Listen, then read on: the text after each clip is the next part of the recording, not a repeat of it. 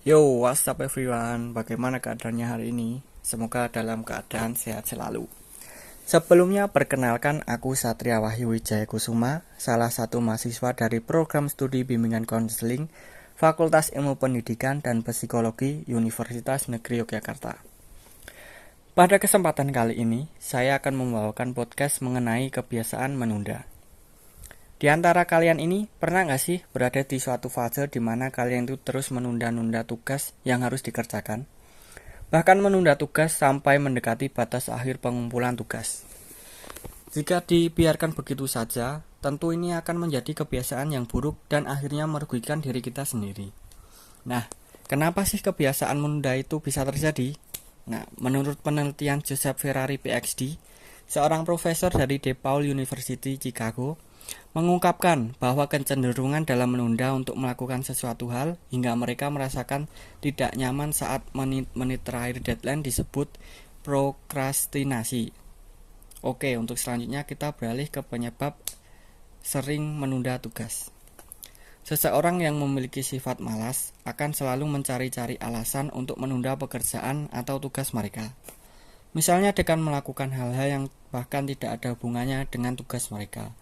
Mulai dari bermain HP, nongkrong, jalan-jalan, atau bahkan menonton film. Seseorang yang sering menunda tugas umumnya akan mengungkapkan sebuah kalimat andalan, yaitu, kerjain besok aja lah, lagi pula deadline-nya juga masih lama.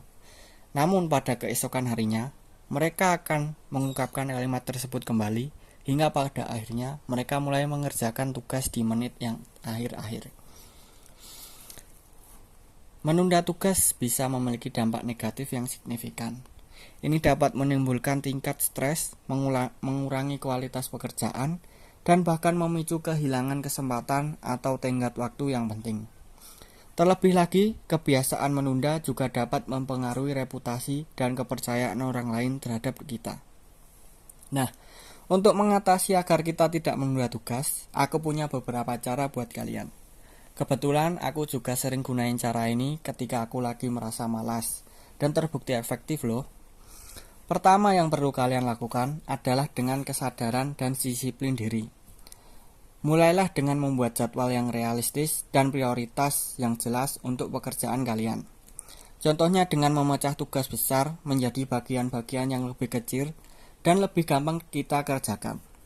Setelah kalian menyelesaikan tugas yang dirasa berat, berilah diri kalian self reward agar tidak hilang semangat dan menjadi motivasi bagi diri kalian sendiri untuk menyelesaikan tugas selanjutnya. Dan yang terpenting, tingkatkan kesadaran bahwa diri kalian sudah dewasa dan harus bisa menyelesaikan tanggung jawab kalian sebagai mahasiswa. Dan yang terpenting, tingkatkan kesadaran bahwa diri kalian sudah dewasa dan harus bisa menyelesaikan tanggung jawab kalian. Nah, dari penjelasan aku di atas, dapat disimpulkan bahwa menunda tugas akan banyak merugikan diri kita sendiri. Maka dari itu, aku menyarankan teman-teman semua agar tidak sering menunda tugas, agar tidak menjadi kebiasaan yang buruk. Pesan untuk kalian semua yang mendengarkan podcast ini, mulai sekarang kalian harus bisa mengatur manajemen waktu yang baik, mengingat kita sudah bukan anak kecil lagi. Kita harus bisa bertanggung jawab pada diri kita sendiri dengan mengerjakan tugas yang diberikan oleh dosen dengan tepat waktu. Sekian dari saya, terima kasih dan sampai jumpa di podcast selanjutnya.